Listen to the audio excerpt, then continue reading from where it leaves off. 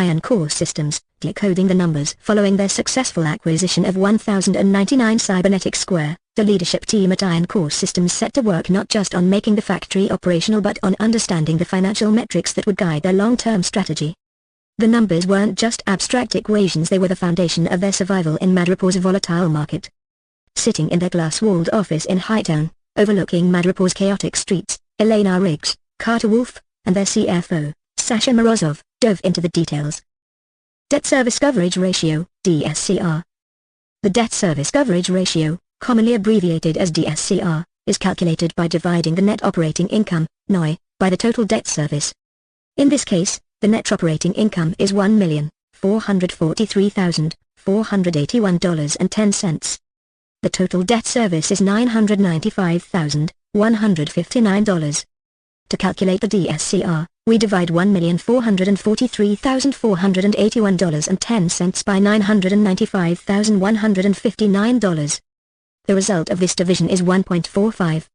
Therefore, the debt service coverage ratio, DSCR, for this property is 1.45, indicating that the property generates 1.45 times the income needed to cover its debt obligations. That 1.45 is solid, she continued. It means the property generates 45% more income than we need to cover debt. It's above the safe threshold of 1.25 that most banks require. Carter nodded. Great. So, we've got room to maneuver if something unexpected happens, like repairs or tenant issues. Internal rate of return, IRR. IRR measures the profitability of an investment, considering the time value of money. Sasha explained, the IRR shows us the annualized return over the life of the project.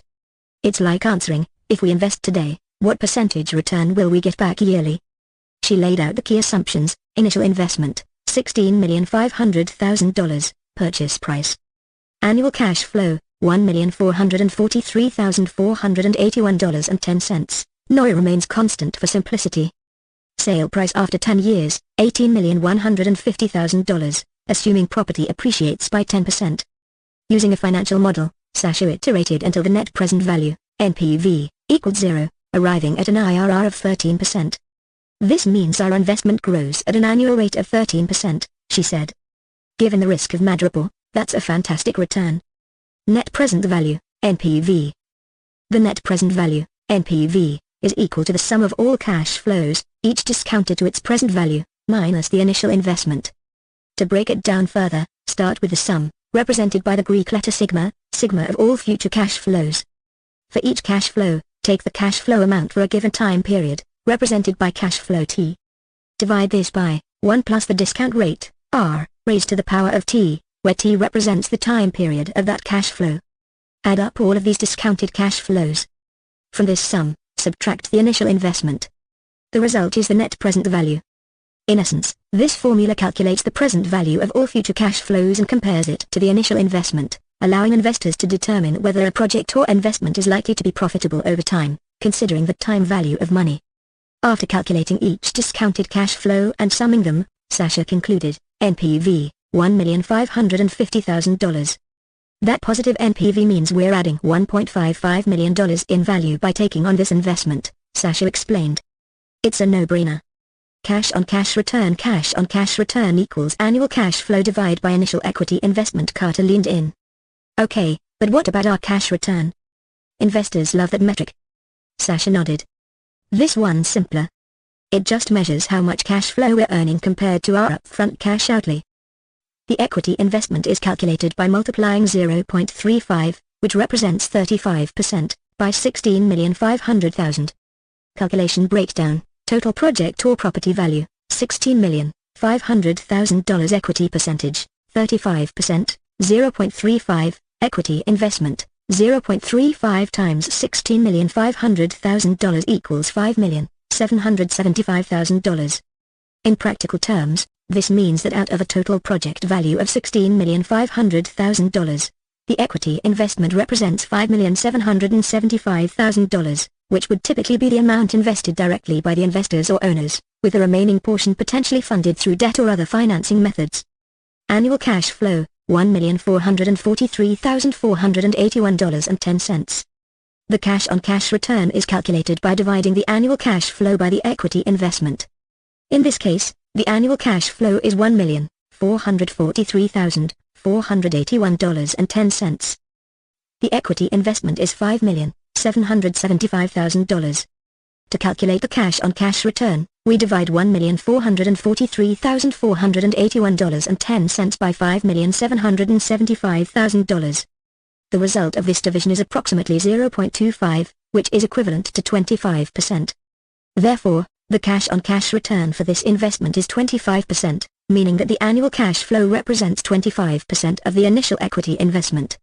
This indicates that for every dollar invested, the investor is receiving 25 cents in annual cash flow. That's impressive, Carter said. A 25% return on our equity annually.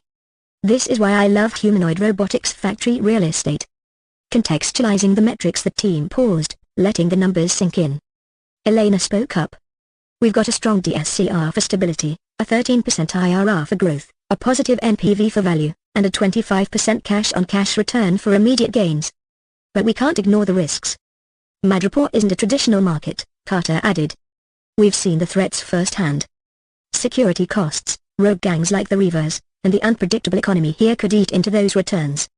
Actionable insights. With the calculations complete, the IronCore team drafted their plan: enhance security, allocate $500,000 annually to reinforce defenses at the factory. Boost occupancy, capitalize on the 98% occupancy rate by signing tenants to long-term leases. Market adjustments, increase rents by 12% to match market rates over the next 2 years. Reinvest profits, use surplus cash flow for R&D, focusing on next-gen humanoid robotics. A Madripoor Twister meeting was interrupted by Logan, stepping in unannounced. Crunching numbers, huh? He grunted, tossing a robotic soil-stained jacket onto the chair. Hope you're factoring in the Madripoor tax. What's that? Carter asked. Chaos, Logan replied. Around here, a 13% IRR might as well be a bullseye. Keep your eyes open. Tiger joined moments later, raising an eyebrow. Logan's right. You've got solid returns, but the second you look like prey, the predators come out. Stick close to your allies, and maybe you'll survive to collect those profits. IronCore's legacy, with the numbers guiding their strategy and Logan's words of caution ringing in their ears, IronCore forged ahead. Calculations aside, they knew success in Madripoor wouldn't just be about financial metrics. It would be about resilience, alliances, and navigating the shadows of a city built on ambition and danger. The adventure wasn't over. It was just beginning. IronCore Systems, the Madripoor Gambit. IronCore Systems, a rising star in humanoid robotics, was determined to revolutionize the future of AI-driven robotics. The brainchild of Elena Riggs, a brilliant engineer with a knack for ambitious projects, and Carter Wolf, a charismatic entrepreneur, IronCore was on the verge of its boldest move yet, acquiring 1,099 Cybernetic Square inches, the infamous city of Madripoor. Their vision was clear. With the factory's advanced production capabilities, IronCore could mass-produce its cutting-edge humanoid robots designed to operate in hazardous environments, from deep-sea explorations to disaster relief. But Madripoor was no ordinary city. It was a cauldron of opportunity and danger, where fortunes were won and lives were lost in equal measure. Arrival in Madripoor. The private jet touched down on Madripoor's narrow airstrip, where humidity clung to the air like a second skin. The team of Elena, Carter, and their sharp-eyed security lead, Reese Nakamura, were whisked through the chaotic streets of Lowtown toward the gleaming heights of Hightown, where they checked into the opulent Sovereign Hotel. Overlooking the sprawling city, Carter couldn't help but marvel. Madripoor, he mused. One part tech utopia, one part lawless frontier. It's perfect. Elena frowned. It's dangerous, Carter. The factory may be lucrative, but Madripoor's historia, especially with Reaver's universal robotics, makes this a risky venture. That's why we have Reese, Carter replied, grinning. And why we're meeting someone who knows the city better than anyone.